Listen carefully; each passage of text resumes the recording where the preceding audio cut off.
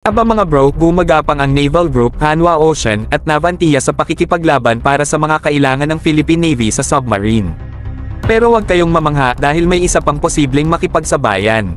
Oo, tama kayo, posibleng sumali rin ang ThyssenKrupp Marine Systems ng Germany, o TKMS, sa kompetisyon gamit ang kanilang matitibay na Type 214 submarine. Sinabi na ng TKMS na interesado silang magtrabaho kasama ang Philippine Navy, bagamat hindi kasing seryoso ng ibang bansa. Pero wag nating maliitin ang suporta ng Germany sa Pilipinas sa pagtutol sa sobrang at labag sa batas ng mga claim ng China, at hindi malayong suportahan din nila ang programa ng Pilipinas sa submarine kung makikinabang rin sila sa aspeto ng ekonomiya. Isipin nyo ito, mga bro, isang floatang submarine ng Pilipinas na puno ng pinakamodernong teknolohiya ng Germany, palautang-lutang sa ilalim ng karagatan, nagbabantay sa ating mga tubig, at nagpapadala ng malakas na mensahe sa mga nananawagang subukan ng ating soberanya.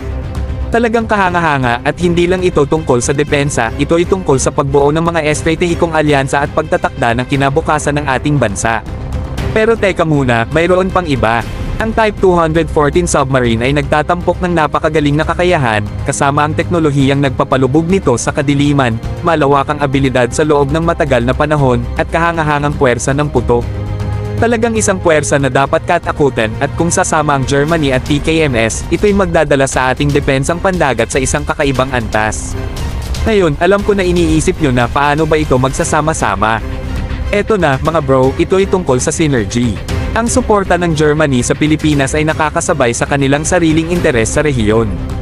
Sa pagpapalakas ng ating programa sa submarine, hindi lang natin pinatatatag ang ating kakayahan sa depensa kundi nililika rin natin ang mga oportunidad sa aspeto ng ekonomiya para sa kanila. Talagang panalo para sa lahat, at sino ba naman ang hindi magugustuhan yon?